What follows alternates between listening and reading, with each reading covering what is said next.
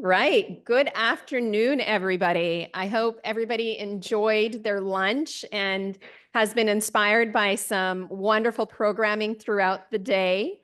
Welcome to concurrent session number 4, the critical role of decision makers across the postgraduate climate and health professional landscape. Wow, that's a mouthful. I think it'll tell you about the amazing content that we're going to be going over today. My name is Seema Wadhwa. I'm the CEO of Net Positive Solutions, and I have the honor for stepping in for Dr. Jay Lemery, who unfortunately could not be here with us today. Jay sends his regrets. He's been a tireless advocate for elevating climate and health education, and this session reflects his deep commitment to building leadership across these disciplines. We're gathered here today to spotlight a powerful group of professionals who are shaping the future of climate and health education through leadership in postgraduate training programs. As we all know, the climate crisis is a health crisis, and it's clear we need decision makers across all health professions to prepare for the next generation of practitioners to respond with urgency, knowledge, and compassion. This panel brings together influential voices from medicine, veterinary science, nursing, and public health. Each panelist brings a unique perspective on how their institution and their professions are integrating climate and health into training, certifications, and leadership development. I'm pleased to introduce our moderator, Dr. Judy Schaechter.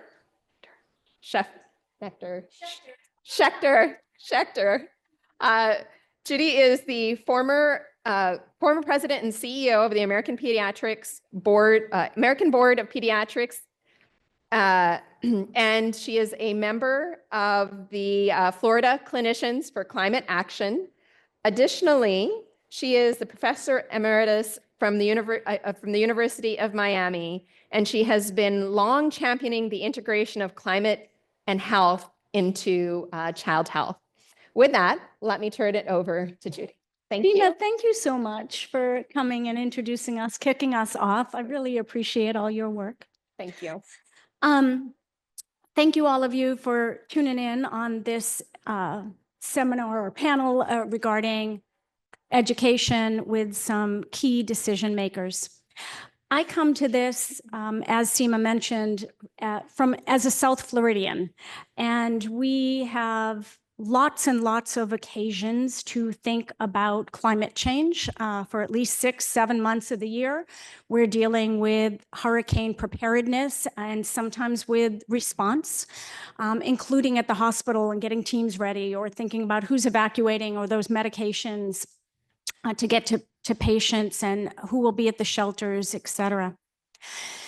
In addition, we've dealt with the tail end of those things. For example, when my hospital sort of started to come out of Hurricane Irma, Hurricane Maria, you'll remember, hit our neighbors in Puerto Rico.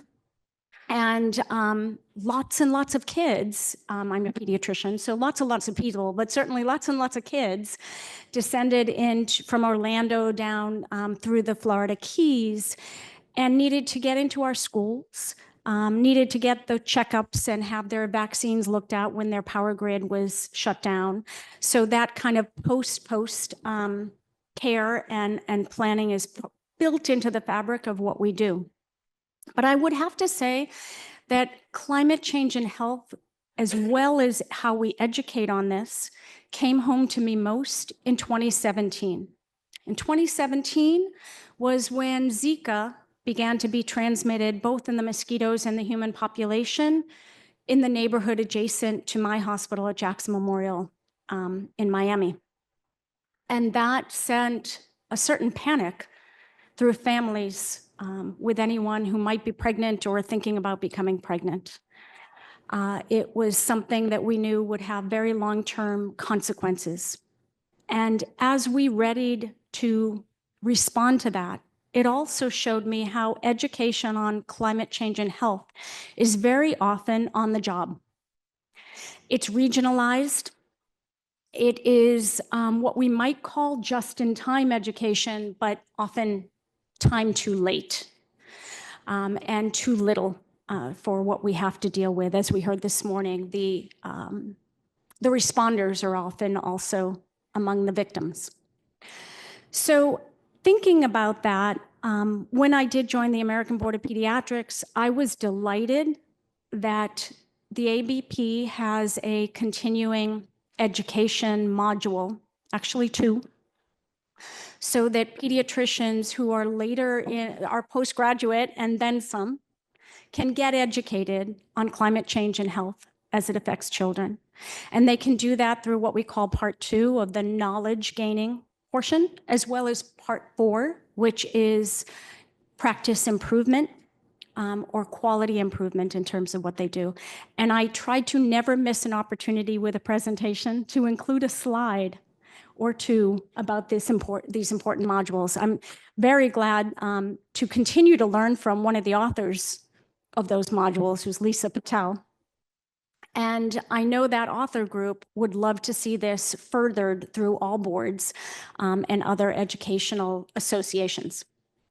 So with that, I am delighted to welcome this panel of decision makers, power players with levers on how we educate, what we educate on, how quickly we can bring this to clinicians of all sorts. And you'll see that we have a very diverse group, because one of the things we want to address is how do we collaborate and who's missing at the table? How do we start to fill the gaps, not only about education, but preparedness across the board. So allow me to welcome you to the conversation, and I'll introduce, starting here on my right, Dr. Melissa Barton, who is the Executive Director for Professional and Clinical Affairs, close? At the American Board of Emergency Medicine.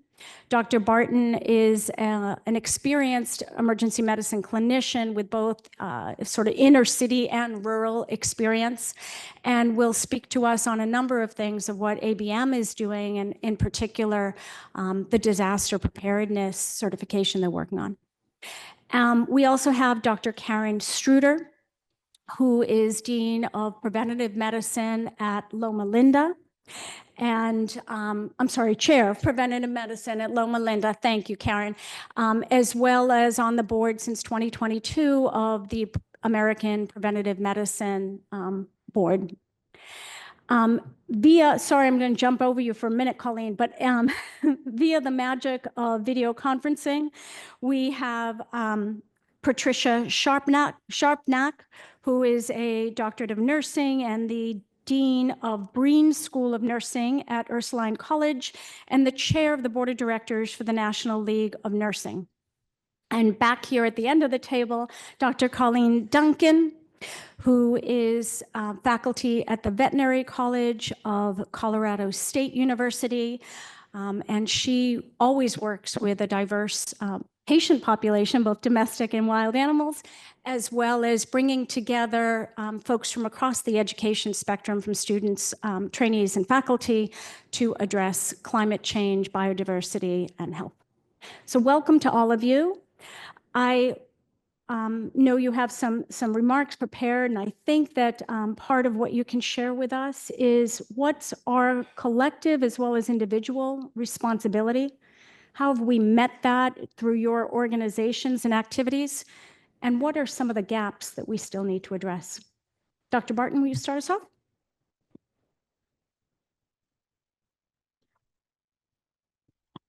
Thank you.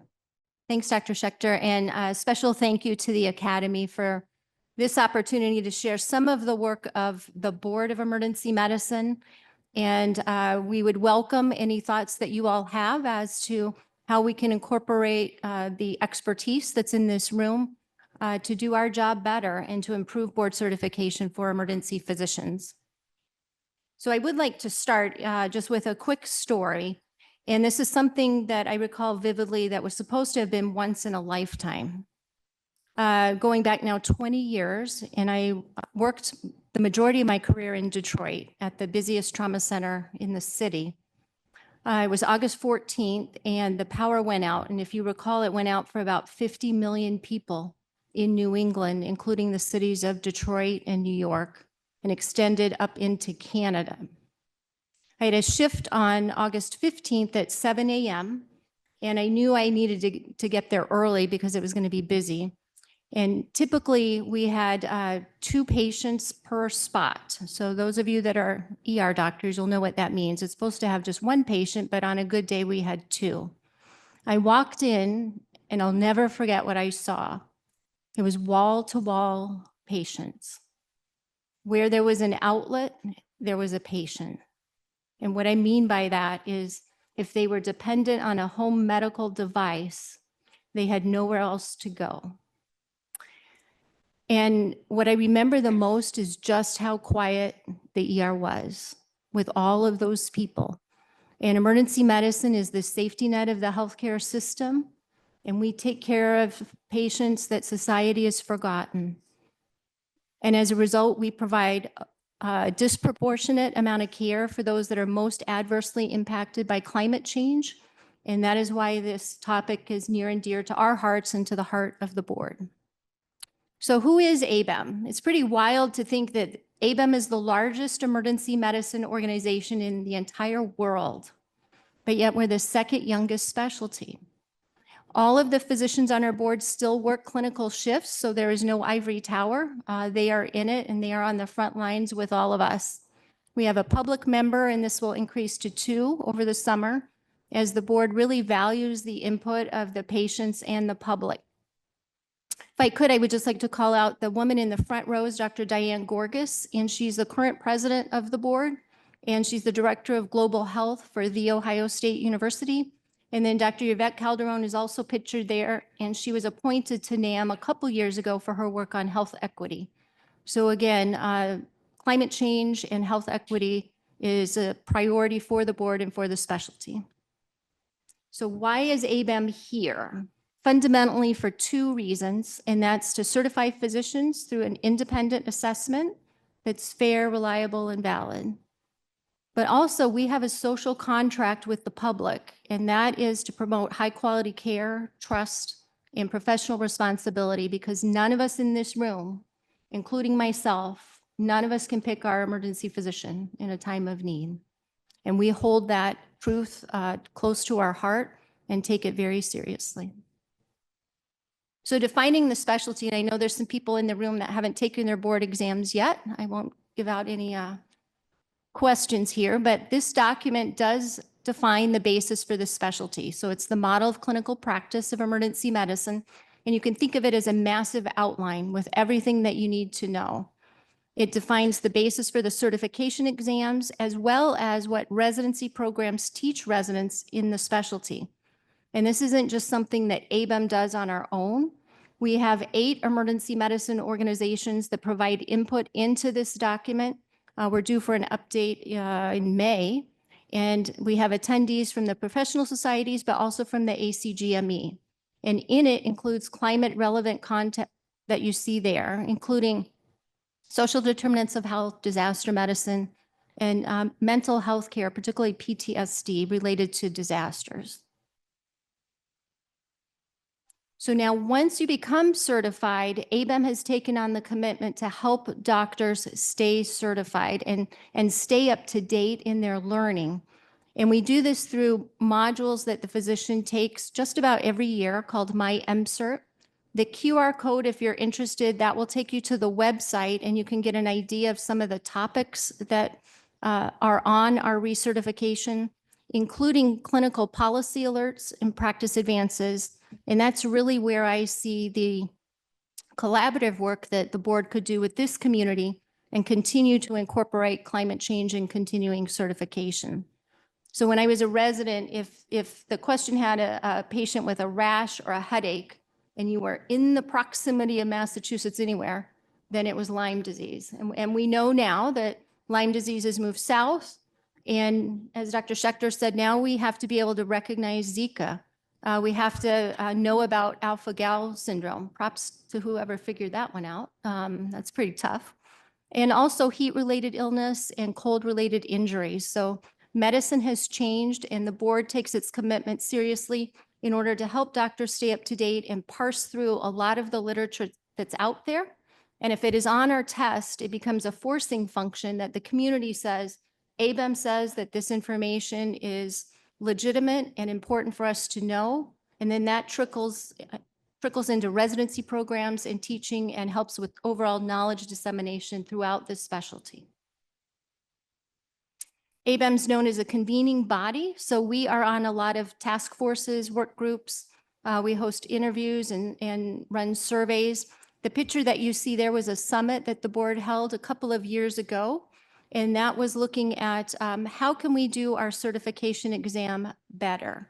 So as a result of having 200 attendees, many of whom were the patients and public, but also health system leaders that informed the board as to the skill set that we could be assessing better. We have made changes and our exam will be different starting in 2026.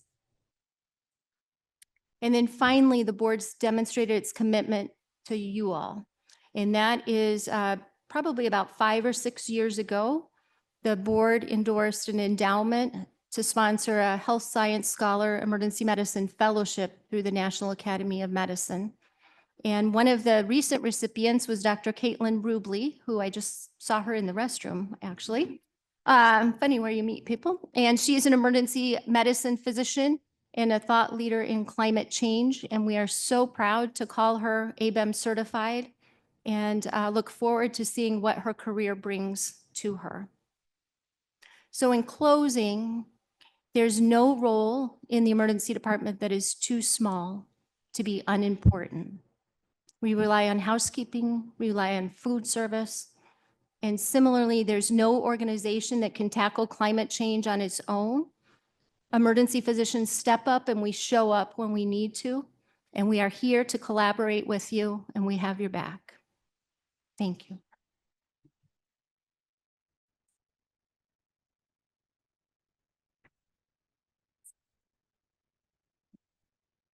Thank you so much. Great to hear from my colleague, Dr. Barton.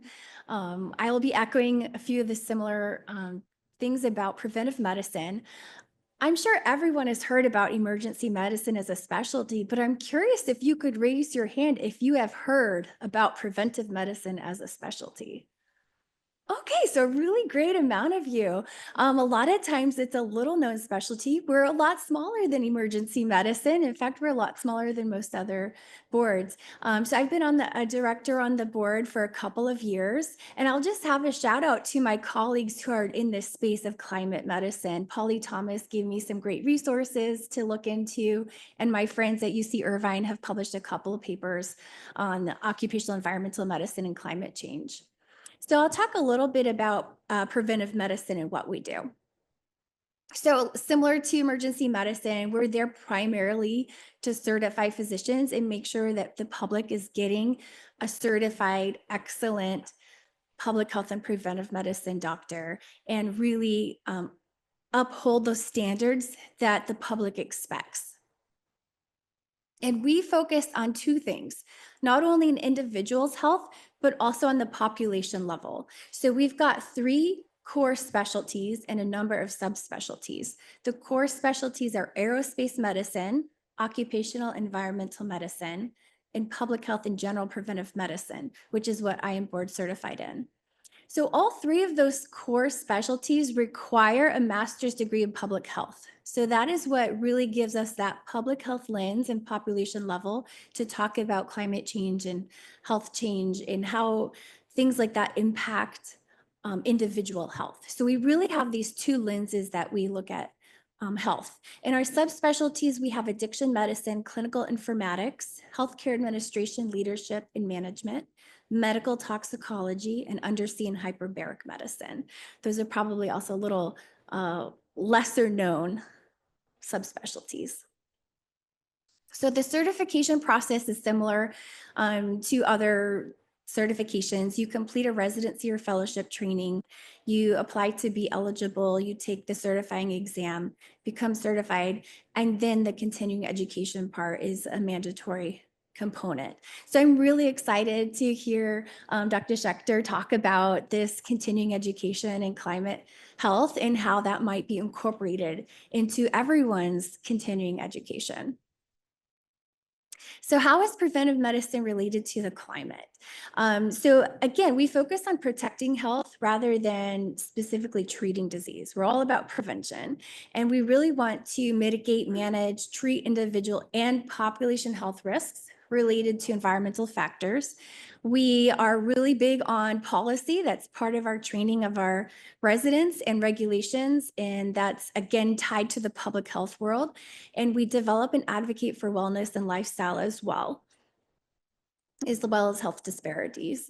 So the specific specialty of public health and general preventive medicine, we really focus on the health of populations with that preventive lens. We address the various effects of population health, including those environmental determinants. And some of those climate-related careers that we envision are public health policy and advocacy, research, and community health. For occupational and environmental medicine, they, again, prevent disease, respond to climate-related health effects by understanding and mitigating risks for workers. So it's really those, when we think about climate change, I'm thinking about those workers who are outside all day. We have so many workers in the workforce that are dealing with climate change effects and getting exposures that we never have seen before. So the occupational medicine doctors are kind of on that front line treating those. And it does require fundamental understanding of environmental epidemiology, environmental toxicology, and the effects of air, weather, and soil. Some of the career paths are, again, policymakers, environmental health researchers, and corporate medical directors with an emphasis on sustainability and climate risk. I would like to have a special mention for lifestyle medicine. It is a milestone that is under preventive medicine and is up and coming field, but they really align well with planetary health and climate health. So these are the 6 pillars, and you can see under nutrition, if we have a plant-based predominant eating pattern, that's going to be associated with lower greenhouse gas emissions. The second pillar, physical activity, that encourages active transport, walking, making cities more walkable, really less relying on individual cars. Coming from Southern California, that is a really big deal. Everyone has a car, and the traffic speaks to that. Avoiding toxic substances, reducing exposure to air pollution, sleeping is a pillar, and managing light and noise pollution is a huge issue, as well as mitigating heat. Stress management is another pillar, encouraging use of green space and nature, improving the number of trees in a community that will really decrease stress. And all of these are evidence-based. And social connection, facilitating that community support to really help each other cope with things before and after, especially extreme weather events. So how can we lead training in climate medicine? So again, a shout out to my colleagues who conducted this study. There was a supplemental article in December 2024 in the Journal of Graduate Medical Education, where a lot of specialties submitted papers on this topic, and this is one of them.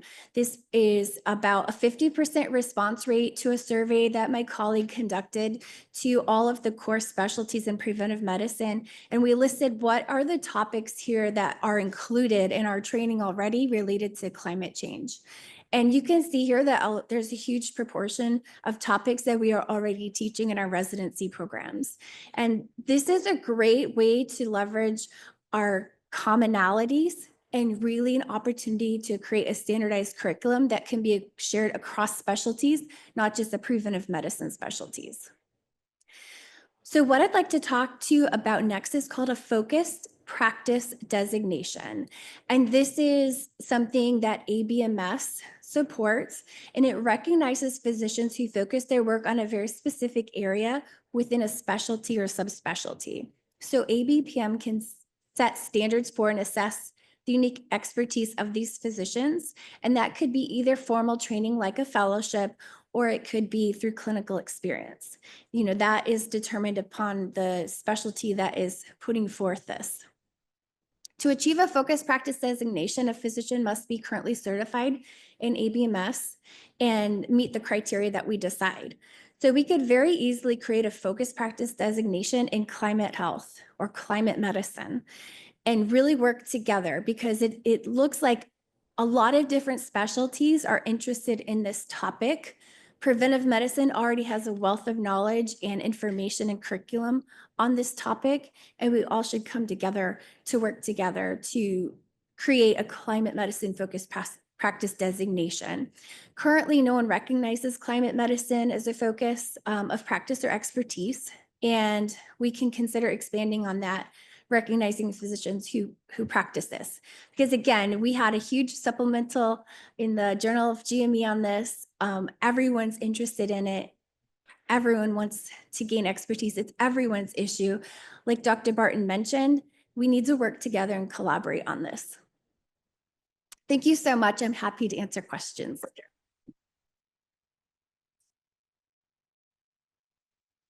Karen, thank you so much. We're going to hold on questions a little bit till we get through each of the panelists. Dr. Sharpnack, can you hear us okay? It's always finding that mute button. So thank you. Thank you for the opportunity to be here today and to share some thoughts with you about nursing and what nurses are doing to address issues related to planetary health. And so I'll try to stay with the script to keep under that time limit. So given that collectively nurses are the largest healthcare profession and again, the most trusted, we are uniquely positioned to educate and engage the public. Because we work across the continuum in all specialties from primary care through to an advanced provider level, we can be influential communicators on how climate change can affect healthcare outcomes and can provide solutions that will protect and promote the well-being in the communities that we serve. That is why, in part, the Future of Nursing Report 2020-2030 calls for nurses to collectively address climate change as a significant healthcare challenge. Nurses in general are familiar with how climate change disproportionately affects vulnerable populations, and we work to address health inequities. We understand the influence of upstream, midstream, and downstream social determinants of health.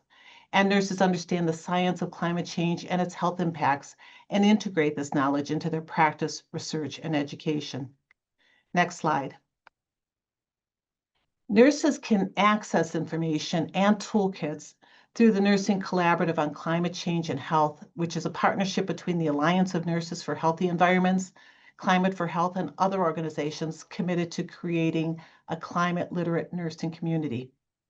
This alliance acts as a resource in promoting the education and the ability of nurses to deliver effective evidence-based climate and health communication by providing many resources. As you can see from the slide, many nursing organizations have made this commitment, and one of them is the National League for Nursing, or the NLN, the organization that I represent. And just to give you a little bit of history about the NLN, it's over 130 years old, and it's been the leading organization for nursing education, nurse faculty, schools of nursing, and represents nearly 45,000 individual and over 1,000 institutional members from all educational levels of nursing. So the next slide, please.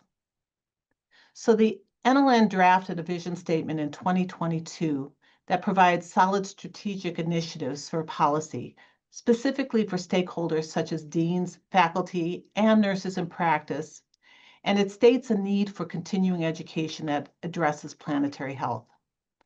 The NLN has also invested in supporting these efforts by creating a Center of Excellence for Nursing designation for programs and schools that are exemplary in promoting education and strategies in planetary health. We also provide continuing education on this topic, and there is a potential for certification related to planetary health in the future. The American Nurses Association also has launched an Innovation Advisory Committee on Planetary and Global Health to support nurses acting on climate change. Many resources, education, training, and access to publications are available on their site. Finally, accreditation bodies for nursing, such as CCNE and CNEA, include ensuring competency prior to graduation in understanding and addressing climate change within their standards for new nurses, as well as at the postgraduate level. So there are many offerings for nurses to strengthen their knowledge in climate change. For example, Coursera Online programs through Yale University increases nurses' understanding of climate change and the links between the impacts of climate change and acute and chronic threats to human health, and prepare nurses to respond to current and future climate-related health impacts. British Columbia actually provides internship programs on planetary health for oncology and palliative care nurses across the globe, addressing just one vulnerable population access to care, which has been identified in the literature as a significant concern. And next month, the American Academy of Nursing is offering programming for practicing nurses and students on preparing for disaster response. So while we have underscored nurses' critical responsibilities in mitigating the adverse effects of climate change and provide many excellent professional development resources, the literature shows that nurses still don't have sufficient knowledge about planetary health. So this is where we can partner. A systematic review of the literature on nurses' attitudes about climate change showed barriers to sustainability as nurses saw their primary duty to patients, and that didn't automatically align with green practices. And many publications, at least within the past 5 years, continue to be a call to action and advocacy for a redefinition of health concepts to encompass planetary health and citizenship in healthcare provider education. So the benefits of intentionally and systematically educating nurses on this issue are not well documented. So next slide. To address this gap, knowledge of planetary health is being integrated as foundational knowledge in pre-licensure programs, including incorporating public health opportunities for nurses. And graduate programs are intentionally building upon this knowledge and have students engage in legacy doctoral projects that, for example, develop toolkits for community education about planetary health. And research has found that educational programs and awareness campaigns increase nurses' level of concern and hope and their level of worry, and that this level of worry has great potential to immobilize nurses into action. So moving the needle forward and best practices, recommendations for nursing research, we need to center the needs and priorities of marginalized people and populations related to planetary health research. We have to examine the health impacts of climate change and design solutions to mitigate those impacts. And was noted in an earlier session today, we must use implementation science to identify best practices. For nursing education and practice, we need to continue to embed planetary health and environmental justice concepts in nursing curricula. We have to teach our colleagues and community members about the health impacts of climate change and other environmental issues. And this includes reducing the carbon footprint of healthcare, promoting sustainable practices, strengthening knowledge of the science of climate change and preparedness for ecological disasters, and supporting community-based efforts and responses. And finally, continuing education on planetary health should be prioritized for those in health systems leadership positions. And then finally, for policy, nurses must continue to advocate for policy changes at all levels that address climate change and protect vulnerable populations. And we must engage with the environmental justice organizations that advocate and address climate change. So our collective goal is to move beyond the call for action using the well-developed resources we have crafted for nurses, and nurses can play a vital role in creating a healthier and more sustainable future by adopting a planetary health framework with professional development at the postgraduate level, including strengthening the nurse educators' knowledge base. And thank you.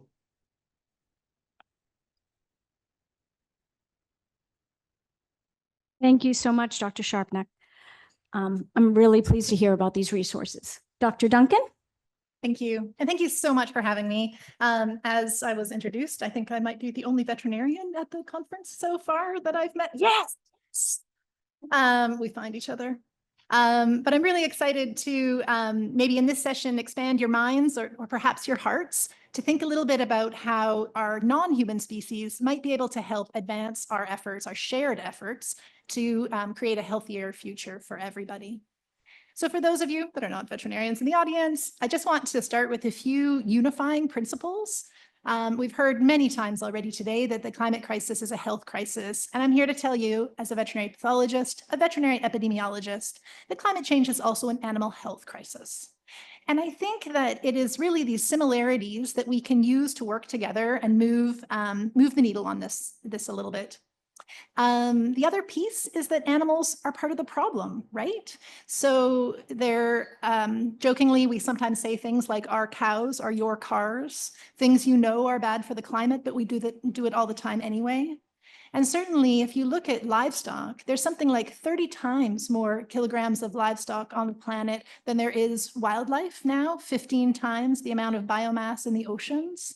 So there's a huge animal footprint on the planet right now. And I bring that up, not because I think that's the domain specifically of veterinary medicine, but to highlight the opportunities for animals as part of our solutions. And the third similarity that I'd like to draw everyone's attention to is the fact that in order to move the needle on any climate and health issue, whether that's focused on animals or on people, is we need to deal with people. The biggest red flag for us on admissions is the veterinary applicant who says, well, I thought about going to medical school, but I really hate people, so I'd like to be a veterinarian. I'm here to tell you, and all of those young people applying to vet school, that every animal has a human. So whether it's a pet or livestock that are managed by teams of people on the ground and perhaps owners or conglomerates of owners, but even wildlife in the furthest reaches of the mountains or under the ocean has somebody who is responsible for making decisions that affect that animal. So if we don't address that sort of human sentiment or think about moving the needle in people and what they do, we can't impact the health of these animals from climate either. So with that sort of perspective and the importance of addressing the human element, I just want to bring your attention a bit to what we're doing in veterinary medicine. So like in human health, we have many of our sort of large organizations have taken put out position statements or publicly commented on the climate crisis being a health crisis. So those national associations, which includes the American Veterinary Medical Association, many of them even have sort of working groups thinking about how to engage stakeholders or drive action in their constituent groups. We also have nonprofits, much like you have in the human health space. So we have around the world, there's a nonprofit for many different developing countries that are, Vets for Climate Action or Vet Sustain or the Veterinary Sustainability Alliance here in the United States and Canada. And those groups are also working to drive policy, to do education, increase engagement, and also find a community for people to connect and work together towards shared goals. And the third group that is really moving the needle in veterinary medicine are, of course, the educators. So the American Association of Veterinary Medical Colleges, the AAVMC, had a group of deans that ran a task force on climate change, and they put out a position statement, I think it was published in 2023, that in addition to sort of calling attention to the climate crisis, driving action in our own profession, they also really put out the challenge to educate and expand educational opportunities everywhere across the veterinary profession. So that includes not only core veterinary medical education, but also specialty training, continuing education, things like that. Unfortunately, of course, we had no guidelines, much like you all decades before, on really what to teach. And so the AAVMC task force is now a climate change working group, and it has representatives from vet schools really around the world now to think about how to integrate this into our core curricular training. And we've really identified 4 major domains. So I'm going to finish by going through those and highlighting where I think there are a few opportunities where we could work together with the human animal and non-human animal groups to kind of advance some shared initiatives. So the first big domain is obviously to respond to the climate-associated health threats that affect both individuals and populations. So I mentioned I'm a pathologist, and I say with absolute certainty, all of the exposure pathways you all think about in people, we think about in animals. Where there is air pollution or heat stress or whatever it is in your community that is affecting animals within that community. So we know that, and perhaps we can work together to message. Karen and I were just chatting about how with some local public health agencies, we develop and put out resources at veterinary clinics and at health clinics that talk about, hey, it's wildfire season here in Colorado. Here's what you can do to protect yourself and your animals. But we also have, as I mentioned, there are so many species. I think we have barely scratched the surface of the health impacts on climate. So we have much to learn and much to study. And I would say that there are opportunities to collaborate in that space as well. For example, animals are excellent sentinels of environmental hazards, and climate is no different. When there is a terrible air pollution event, we put people inside. We talk about masking, which doesn't work that well anyway, but we have some interventions that we can do. There is, in many cases, no moving animals out of those situations. In fact, sometimes we can't move animals out of extreme disasters. And I don't want to sound like the terrible paper grabbing academic, but these are also opportunities to study a situation that you hope you could never ethically put people in, right? So I think there's opportunities for things like animal models as we study that. I also think there's things like the public health space. During heat waves, dog bites are more common. Climate change is going to stress our access to food, which includes animal-based protein, particularly for communities that need that. So how can we work together to address these sort of population health and public health impacts where animals are part of the equation? The second is that veterinarians need to be aware of and develop climate-resilient healthcare systems. Boy, oh boy, did we ever learn from your experiences of putting generators in the basement of hospitals. So we're working with people who are developing new veterinary clinics or new veterinary infrastructure to think about how veterinary services can be maintained, predominantly in cases of disaster. But I think here too, there are opportunities to collaborate with public health. We know that climate disrupts infrastructure, and oftentimes that is things like communicating important public health information that comes from veterinary diagnostic networks, such as things like rabies exposures or toxin exposure. So as we think about building sort of a collaborative, shared health, climate forward solutions in our healthcare system, how can we bring animal health professionals as well as human professionals together? The third big domain is reducing the impact of our own care. We are very small compared to all of you in the human health space. However, we know that clinical care, no matter who it's to, is extremely resource intensive. And frankly, we got no clout in scope 3 emissions. We are such a small consumer, but we will benefit from all of the amazing supply chain changes you guys are making in the supply chain. But where I do think we can support is, number one, we can be your best champions. And number two, animals and the animal health system has some opportunities for sort of fate of your end products. We even heard over lunch about some strategic opportunities to use materials that are, expired, or perhaps something that you're not using anymore in your community or in your health system. There's actually a great organization called Project Animal Aid that will literally take almost anything from the human healthcare system and be a potential next life for your equipment. So I think we could actually work together on some creative solutions in that clinical space. And finally, and probably most importantly, and certainly something that I've heard resonate through every single session I've been in today, veterinarians have recognized the importance to engage on climate action within their community, whether that's local, regional, national, international. And I think I would put forward that there's kind of two spaces that we can help to do that. The first is that we are trusted messengers. So I appreciate Patricia bringing up the comment that nurses are seen as the most trusted profession in the healthcare professions, but veterinarians are not included every year in the Gallup poll. However, when we are number 2. And we actually saw that during COVID in some rural communities, people were asking their veterinarian about the vaccine. I, as a veterinarian, vaccinated at slaughterhouses.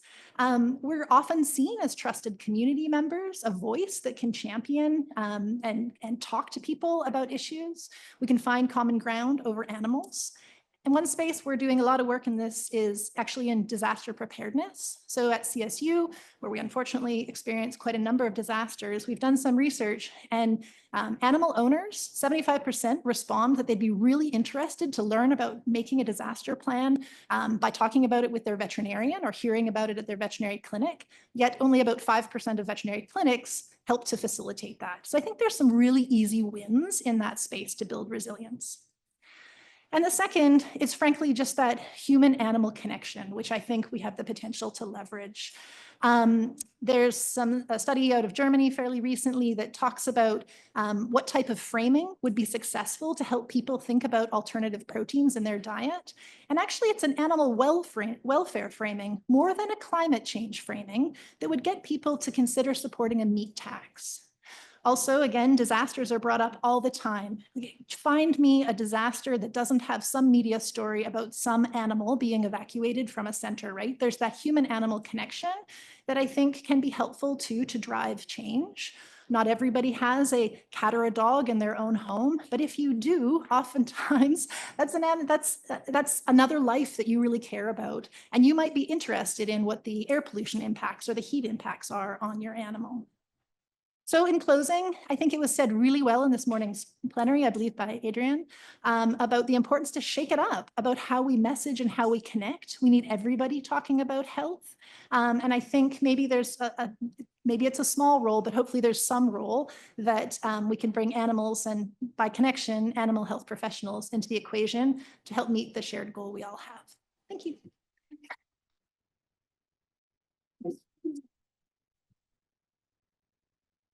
Thank you, Dr. Duncan. We are going to open this up for questions from the audience if you want to go to a mic, but while folks are standing up, each of you has brought a different perspective to this, and it has me thinking about I think a theme throughout our day so far on collaboration. Very often when I think about collaboration and trying to include diverse voices, and we haven't gotten diverse enough here, not on race, ethnicity, gender, or professional diversity. There are folks missing from this panel. Nonetheless, I often think about that in terms of shared resources and where can we almost consolidate on what's the curriculum, what do we want to communicate, et cetera. But I think as I listen to you, you're also giving me an appreciation for collaboration as simply knowing what's happening in your different fields, to appreciate those perspectives. And my own profession, with the exception probably of Karen and Melissa, can be a little arrogant about making sure we're including nursing leadership and certainly veterinary medicine or dentistry, et cetera. So I'd love to hear from you your thoughts on how do we best collaborate? How do folks who aren't in your field hear what you're bringing to the table? What are we missing? What do we not ask about or ignore? Patricia, since you're on the video, I'm going to go to you first. Yeah, she's got her hand up. Perfect. Okay, I was going to say, I think, you know, it's a well-kept secrets. We are really working in silos, and it would be great if we could figure out a way to collaborate better, because many of the resources that are available for nursing are applicable to any healthcare provider. I mean, it's talking about communication, the messaging. How do you manage that? And I'm certain that many of the resources that are available in each of your specialties are also very similar. So I don't know if it's going through something like NAM or going through IPEC or some sort of collaborative effort, maybe under this umbrella where we could have some sort of dialogue and have educators in all these areas or you know, decision makers that can identify those kinds of opportunities for us to collaborate across each of our professions.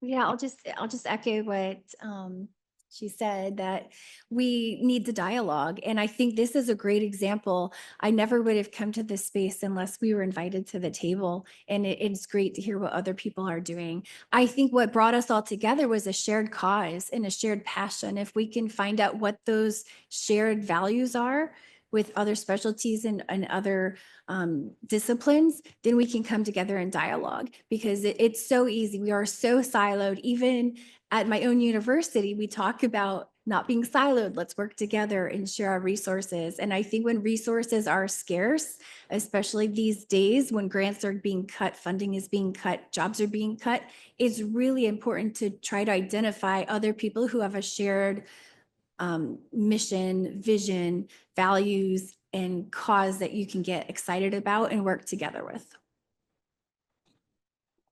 I'd just like to build onto that, make a case for collaborating by doing. I think that the National Academies actually, when they released their best practices in sustainability in education, higher education, and undergrad, I believe it was really emphasized the importance of learning while you are addressing the problem. And so if you think about things like we often have these One Health clinics where we send out sort of human health practitioners and veterinarians to particularly underserved communities in the area.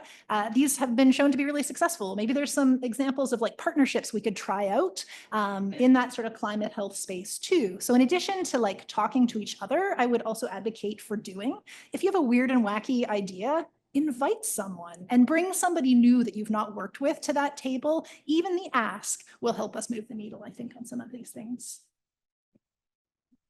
Colleen, just to, that phrase, collaborate by doing, if I'm going to put Melissa on the spot, can you talk a little bit about what ABM is doing and asking 22 or inviting 22 other boards to join with you on disaster medicine? Yeah, so thank you for that question. About 4 years ago or so, HRSA approached both the ACGME and the ABMS. And there was a clear need and or an ask, and there was concerns about the health resiliency of the nation and health security. And this was around the time of COVID and of Ebola, if you recall that. So ABEM and in May will apply for a new subspecialty in disaster medicine. And we have a partner sitting by me right here. The American Board of Preventive Medicine has been a key partner where we are working together along the continuum of disaster medicine and leveraging the strengths of each specialty. We have a task force that includes surgery, anesthesiology, critical care medicine. And what this will do is, it will recognize expertise. So there are practice pathways for physicians that are already out in this space that can get this certification, but it will also standardize training. So eventually 1 year of ACGME accredited fellowship will be needed to get this certification. And that helps everybody come together following the same playbook. So people in a disaster setting are not tripping over each other, being very mindful of resource utilization, and then continuing to advance the specialty and disseminate knowledge about disasters into all of the specialties. And as Dr. Schaechter said, ABEM has told any specialty in the House of Medicine, if you want your physician to be able to get this certification, you are welcome. And right now we are about half the boards. I'm still waiting for a couple more. But if any of you are physicians and you're interested in this, I would welcome or encourage you to contact your own board. But this really has been an incredible partnership. It's gone so smoothly. And we are hopeful and optimistic. When the public comment period comes out, please go on the ABMS website and put a comment of support. It's much needed. Thanks. Thank you for your leadership with that. Thank you to each of the panelists. We're going to start with some questions from the audience over here on the right. All right. My name is Hannah Bunn. I am from Columbus, Ohio. I'm 15 years old and a sophomore in high school. I want to study climate in college to improve our planet. What can you or we do to ensure that we are building the needed workforce over the next 2 to 3 years and beyond? And what could I do now to prepare as a pre-graduate? What is your first name again? I'm sorry. Hannah. Hannah. Hannah, we're so glad you're here. I will go first and say you should do preventive medicine. I'm always so excited to hear about young people who are really passionate about things that we can do in preventive medicine. We're really broad specialty. We include this in our board exam. It's something that I feel like you can prepare now by volunteering and getting involved in organizations, coming to conferences like this. And if medicine is part of that journey, feel free to reach out to me. I love mentoring young people into medicine. I agree with Dr. Studer. I guess when I look back on my career, my advice would be, you just have to show up. The decisions are made by the people that show up. It doesn't necessarily mean, particularly as you're starting out your career, that that you don't have anything to offer. Just by being there and making those connections. We have all been there before. You just weren't around to see it. So congratulations. I look forward to seeing what your career brings for you. Thank you. Hannah, before you sit down, I'm a pediatrician and I mostly work with adolescents. And so I think it's amazing that you're not just here, but you are quick to get to the mic, stand up, keep doing that. This is not easy work. It never has been, and it's about to get a lot harder. So stay strong. I think part of what this group is trying to do is to say we have an obligation to teach on climate change and health. For the entire spectrum, I think there's going to be more from National Academy of Medicine on that, not only in the postgraduate space, and hold all of us to the fire. Make sure that, sorry for the pun, but make sure that we are joining you because we do care about the future, your future as well as ours. Thank you. Thank you.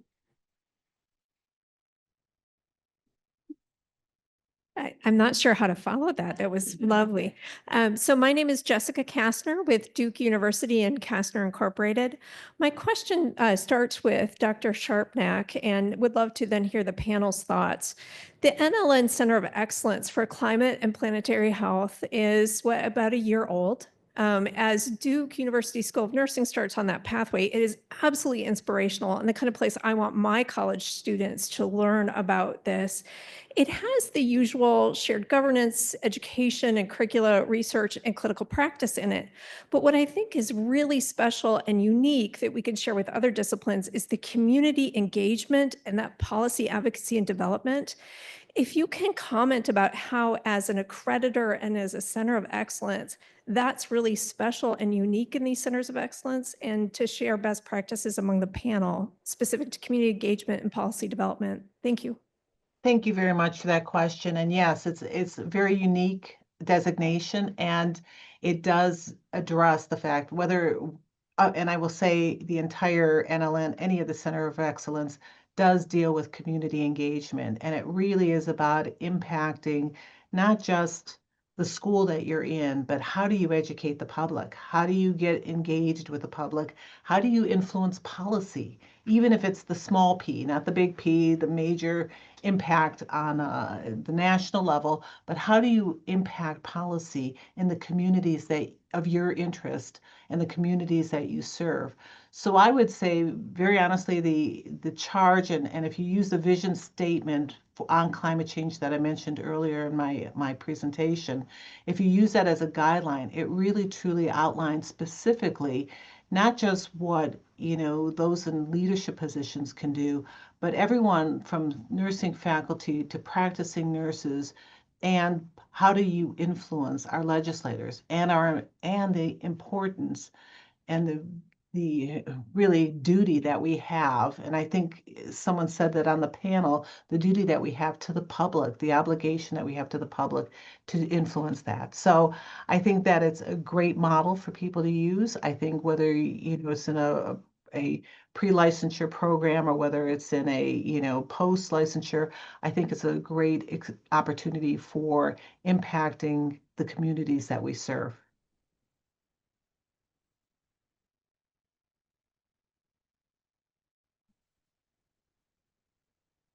Hi, I'm Colleen Fitzpatrick. I'm in the New York area.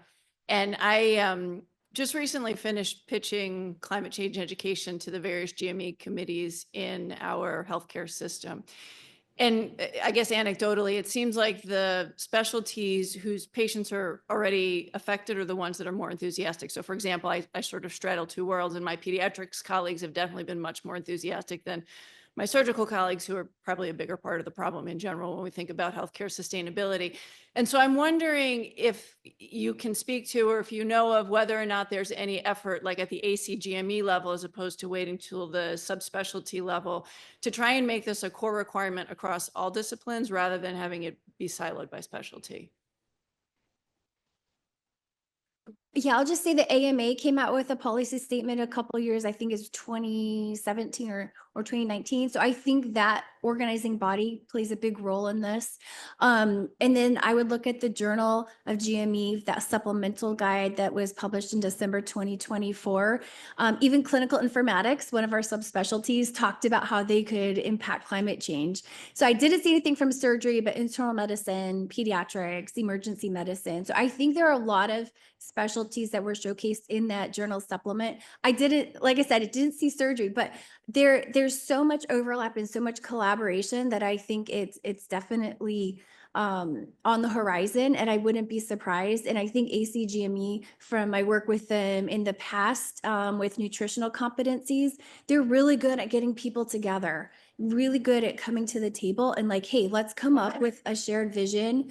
And that's how we develop the nutritional competencies. So we could do something very similar, I would imagine, in climate change medicine and climate health. So that would be my 2 cents, but there's nothing that I'm currently aware of that is a mandate right now. So in a small part, you read my mind just thinking of going forward. Not speaking for the ACGME, but they are revising their common program requirements this year. And they always go out for a period of public comment, and the common program requirements are non-specialty specific, and they are required of all training programs. So it takes it out of the boy, wouldn't it be nice if we, and instead holds the institutions accountable for adhering to those requirements. So I would suggest that this community come together during that public comment period and put in suggestions and specific language, particularly in the systems-based practice part of those requirements, to speak to this. And the more people that sign on, or the more comments that they get, I think we can make some traction there. Thank you both.